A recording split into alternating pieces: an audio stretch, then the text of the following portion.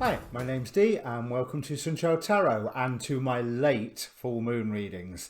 I tried to start on the full moon yesterday.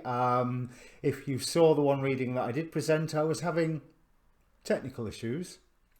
But I really enjoy doing these Gods at Play readings, looking at the opposing forces that may be working with us over the past. Well, for today's reading, it's an interesting one because it could be for the next 2 weeks, waiting up until the new moon, and we're clearing out of the whole Cancer Capricorn cycle, which this lunar eclipse last night, which was not a good one. Listening to all the astrologers, it's not good. It could be, obviously, for the next 4 weeks, working up until the next full moon. It could be for the next 6 months, working all the way towards the next eclipse, which I think is on the winter solstice. It's interesting that this year, which is remarkable for having 6 eclipses rather than 4, that the eclipses are actually smack bang on the solstice points. So, just in case you hadn't noticed, 2020 is a really big year. And of course, there's nothing going on in the world that would give you that impression, is there? Right, so I look at the opposing forces here. This is a... you could ask a question beforehand. It's not the sort of reading where I guarantee that you will actually get an answer because, as I say, we are looking at the forces. We are looking at the energies that are at play. I have 2 rows on my reading. The top row is looking at the gods as archontic masks, as in forces that are designed to oppress us, to press us down and keep us separated from the divine. The bottom row is a more pagan view of the gods, where they are free natural forces, independent entities and energies in and of their own right, and they are working to lift us up. Now, I come from a philosophy where, within reason, and there's a comment in itself, but within reason, everything is true. Everything is real. So I can see the effects of the archontic masks of the gods, and I can see the gods. I have more of a pagan background than not. So it's I have Gnostic leanings as well. So the two sort of clash against one another.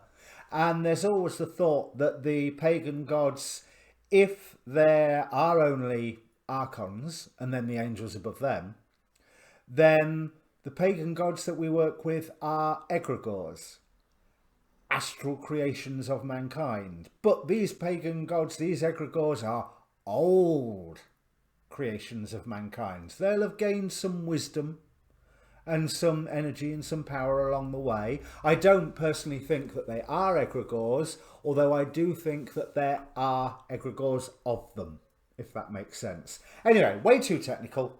Let's me get on to dealing the cards. So it's a general reading. There's not even an element of take what resonates necessarily because it's not that sort of reading. You can have a look at the energies and then observe to see whether they're at play or not in your life, and you're not necessarily going to know while watching the reading right now. But don't take my words as gospel, but also do watch your sun, your moon and your rising signs. I think certainly in a lunar eclipse month, watch your moon. Definitely. Watch your sun sign because, as Soul Garden TV says, Chris Witecki, that's your first story, your primary story. Your rising sign is the secondary story. Although in ancient astrology, your rising sign was the most important. But when we're dealing with moon readings, I think the moon features in there somewhere. So if you don't know what your moon and rising sign are, there's a link down below in the description. Follow that through to, I think it's a Cafe Astrology one, but AstroSeek is really good as well, because you can do all sorts of little, like change the house system that you're working with, and do you want to see asteroids or not. So I think I should start putting the AstroSeek link in there as well. There's also a link down there for a Facebook page for the channel. Now that has its own inbox, so if you want to contact me directly for a personal reading via that, you can do. I post all of these videos obviously, and all the astrology videos that I watch, and sometimes other, well, as I call it, in a respectful and reverent fashion, all the hocus pocus nonsense that I watch, because people can get too serious with this, and the whole point of existence is supposed to be working towards joy, isn't it? You know, so, you know, yes, take it seriously, but don't take it too seriously. You know, have a sense of humour about it, because the world is ludicrous. The fact that we chose to do this as incarnate souls is ludicrous, and so it's worth a smile. Yeah, I think that's it for the housekeeping. So, like I say, looking at the opposing energies, because full moon, sun opposed moon. All right, let me bring up the cards. And of course, as ever, there is a timestamp down below. And if you've just joined us after it, welcome Taurus rising and Taurus moon. Now, the gods that are, or the archontic masks of the gods that are arraigned against you, we have Aries, Atlas, Pomona, Hecate and Heracles, and there's a theme. Aries, obviously, war, conflict. Atlas is responsibility, but also division. It was his job to ensure that the sky never again touched the earth, so that Gaia and Uranus together could not create any more Titans. That was what he was sentenced to by Zeus. And the rest seems to be about resources. Pomona with plenty, Hecate with protection, and Heracles in his role as protector. So the traps. Don't get drawn into conflict. Don't get drawn into conflict and being put in a role where you are stuck in between two parties and trying to keep two parties separate. There's a beautiful message with that Atlas card, which is all about the true responsibility. If you are acting on it, is not a burden, because when you are acting on your responsibility, then you know what you can create. Responsibility is only a burden when you are not fulfilling it, because you can feel the weight and the pressure of it, or when someone is trying to put a responsibility on you that you cannot possibly meet up with, and you need to put it to one side. But again, here, this is one of the forces pushing down upon you. So I'm rather feeling that don't get stuck, don't end up being stuck in between keeping two parties separate. Do not with all this protection stuff and the plenty, do not be stuck into guarding, well, this will sound weird, what is guarding, do not be stuck in guarding what is yours too tightly, because we have on your side Shiva the destroyer, Shiva who's going to get rid of stuff that you do not need.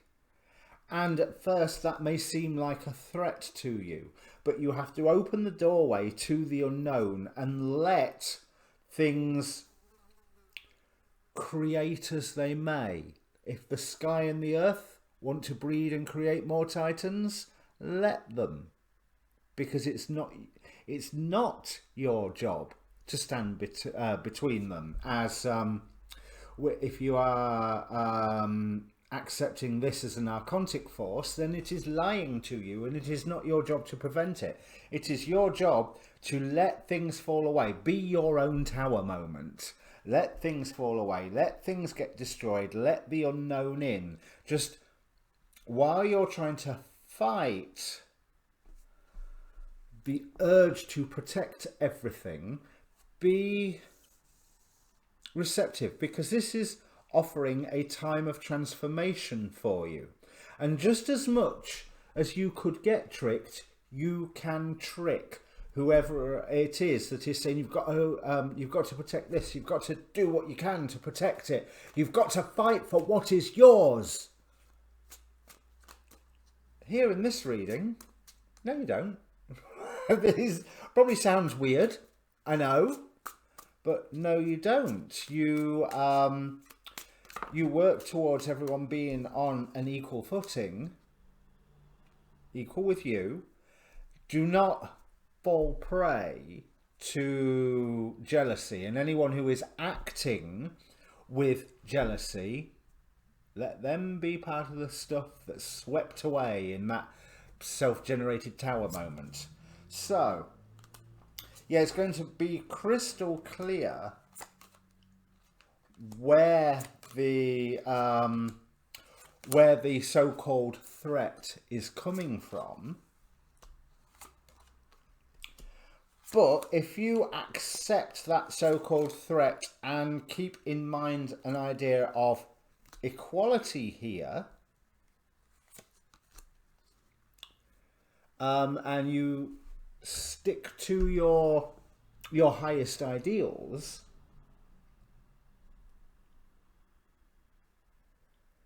then there is change, there is transformation coming for you. There is seasonal transformation by the end of the summer. Well, the middle of autumn, let's put it, it's Persephone. But this trickery, it's on your side, the trickery. It's the Trojan horse card here. Maybe if you are living to your highest ideals, you don't need to sing from the rooftops which particular highest ideals you are adhering to. But this is a time for you to be eloquent. It is a time for you to be peacemaker, not guardian and protector, because it is a myth that there is not enough to share, and certain things that you are needing to get rid of are the things that other people are wanting anyway, so let them have them because you don't need them no more. Now, Fomnak, she's a Celtic deity, and I'm not totally au fait with the Celtic deities. So there's someone to be avoided. A crush has gone too far. Time to cut the ties and move on. So again, that idea of, just, tower moment and move on. Beware of plagiarism. Okay. Stop manipulating another's free will. Your life path is yours to own and to walk alone. Protect yourself from jealousy. Try to balance your material and your spiritual life. Because, at the top here with this plenty, protection, protector, there is a lot of material demands on you. But your transformation comes from adhering to your more spiritual sense. Please excuse I think it's the ambulance that went past there. It is your more spiritual leanings that is going to guide you through this. And this is an eloquence that you can pass on to others. Yes, you've got to be streetwise, but it doesn't mean that you have to be, I want to say greedy and possessive. That sounds harsh, doesn't it? But there is freedom in the new things that is coming up. And you can lessen the effect of the conflict that threatens, the conflict that is at the door. You may only have to open the door slightly ajar and not throw it wide open and invite the conflict in. But you get freedom here by getting rid of stuff and by listening to others, whatever that means. Okay, Taurus, if that means anything to you, comment down below. Like, share, subscribe, but definitely comment. And I've no idea what your next reading will be because life's been a little chaotic this last week. All right, cheers.